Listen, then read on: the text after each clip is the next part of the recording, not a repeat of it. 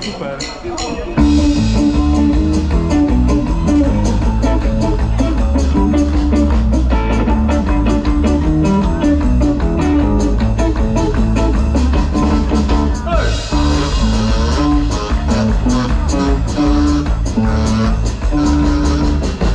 Prepáč Zuzan, že už nie sme spolu, bo ja musím doklepať tú strednú školu. A psycholog v Slovenke taký článok písal, no a ja som potom v Slovenke ten článok čítal, že by mladí ľudia nemali žiť spolu, kým nemajú skončenú strednú odbornú školu.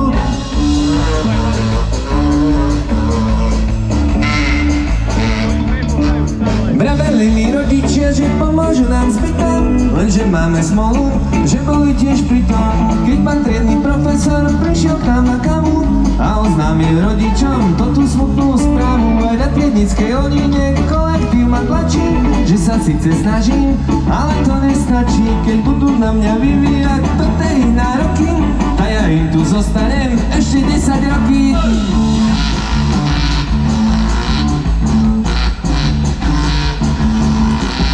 Prepáč Zuzan, že už nie sme spolu, že už nemám času pozvať ťa na kolu, lebo v Novej Slovenke zas psycholog písal, no a ja som v Novej Slovenke zas ten článok čítal, že vraj mladí ľudia podliehajú stresu, že mu chodí veľa listov na adresu, no nechcel nám prezradiť, čo mu mladí ľudia píšu, ale že raz v Slovenke to istotne napíšu.